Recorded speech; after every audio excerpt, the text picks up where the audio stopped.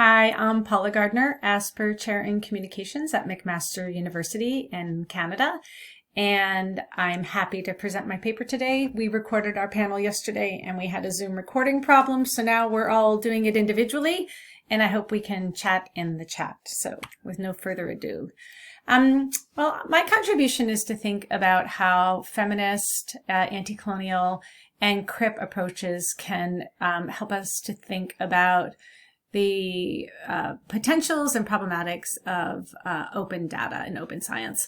So one of the first things I want to draw from those three bodies of work is this idea that we really need to probe the context with which we understand and have historically understood data collection, and thus understand how to open or make transparent our data and our methods. And there are some inherited biases within our research approaches that I think many of us recognize, where we assume a top-down approach to research. We assume that people want their data to be opened and shared, and that experts can kind of drive this process without consent. We often assume that there's a normal body, and so we're looking for aberrations to bodies represented in data, and that's certainly problematic because historically white male subjects have been centered. We have an ethos that this work is based on caring, and that caring and sharing are good, when in fact feminist anti-colonial scholarship has shown, in development studies as well, has argued that caring and offering to transform societies is an imposition. And so really trying to think about how to unpack some of the terms that we use and the methods and our assumptions associated with them. Finally, the neoliberal impulse in some of these research practices where we assume that open is going to be good, that open leads to more science, and science is progress, and these support democratic values. And of course, these are problematized by the lens that I just brought forward. So, so I'm going to move this down so you can see my screen. So what are the risks of open science and open data? So feminist anti-colonial scholars have recently, over the past few years, asked us to think about a few things carefully. So one is this blindness to tensions that exists within this terrain. So the tension between data privacy and data sovereignty and data openness, right?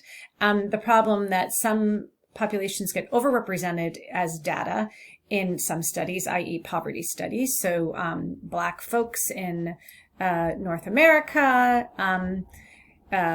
while others get left out of representation in studies. Women in studies of cardiac health, indigenous folks in terms of studying longevity studies or other type of research.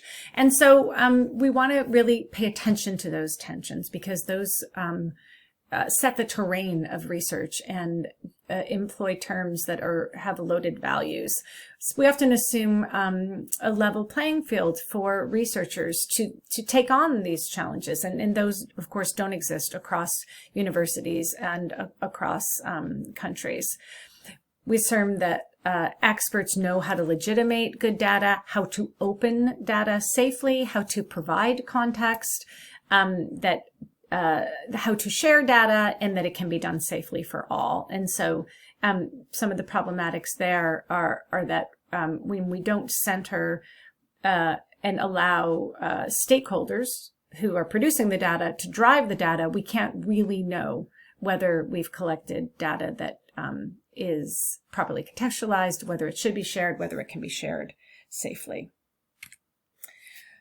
So drawing from feminist theory and the recent attention to consent brought on by lots of activism, including the Me Too movement, I want to propose that we should all be thinking about getting consent that is informed, but that is continuous, enthusiastic, and coherent.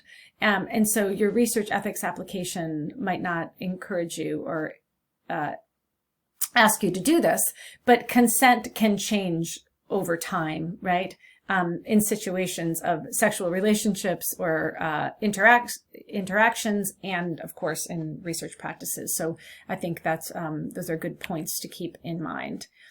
The other thing I want to talk about is, reclaiming the idea that we need to be attendant to the values that are embedded in our research methods and the language that we used, and to not assume that value attention necessarily means that our research is embedded in a biased ideological approach, but rather, if we seek to understand the values of the subjects we're working with, then we can really have an agile, ethical approach to data collection, data opening. So some key ideas here that come again from Feminist, Anti-Colonial, and Crip research are, pulling from feminist ethics, paying attention to the processes and methods by which we are engaging in research, being self-conscious and self-reflexive and self-critical, thinking about how some of the language that we use has loaded biases within it, and that we kind of reify and disseminate those when we don't check our terms or qualify them.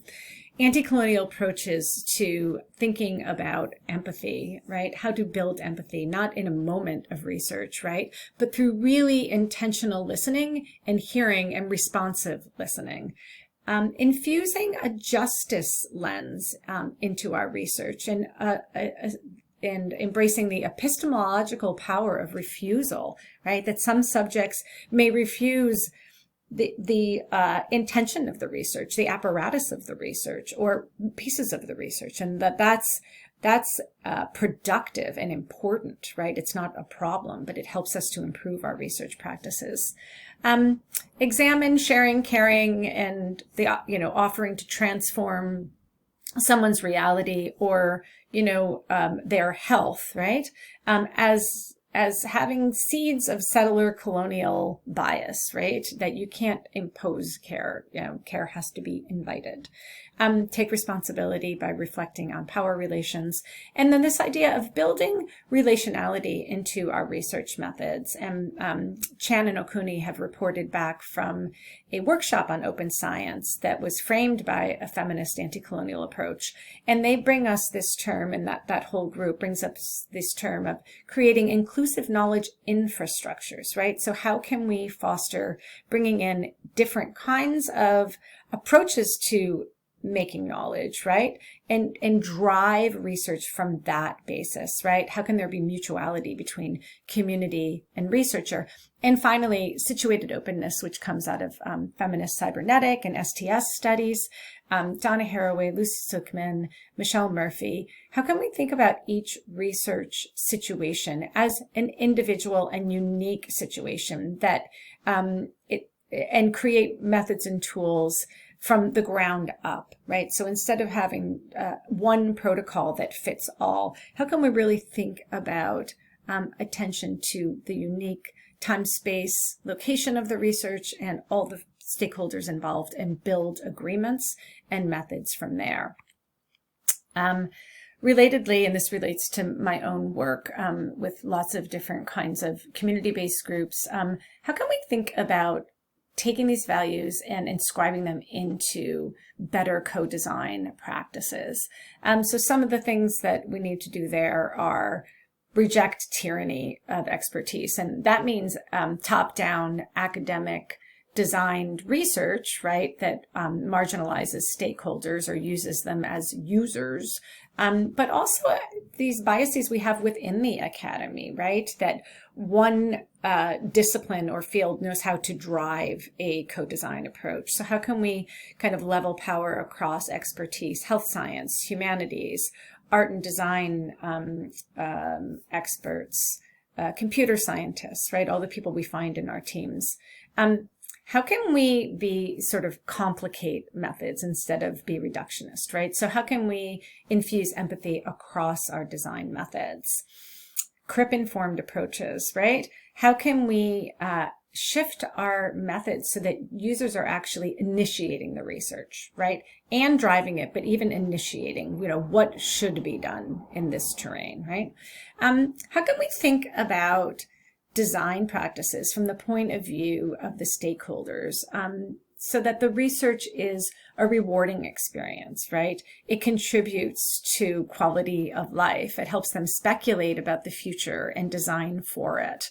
And then finally, no one approach fits all. So just wrapping up, here are my top few ways or ideas from feminist, Crip, and anti-colonial approaches for thinking about how to open up science, take responsibility, justice-oriented opening, untroll your data. So this is an idea from T.L. Cohen and Jasmine Ralt, colleagues in feminist technology studies, and they're asking that we rethink research ethics protocols that suggest that some areas of media, for example, we don't have a reasonable expectation of privacy. So really thinking about assuming that folks want data privacy and sort of start from there, right? With obtaining sort of engagement, right? And not just consent. When you have consent, get ongoing enthusiastic consent. Situated openness, one size does not fit all. Critical code design informed by feminist, Crip, and anti-colonial approaches, as I just discussed, and using those practices all the way down. So all team members are engaged in this mutuality between researcher and participants, and not just some. So thanks for your attention. I look forward to chatting about our papers. Thanks to my awesome co-panelists, and have a great conference.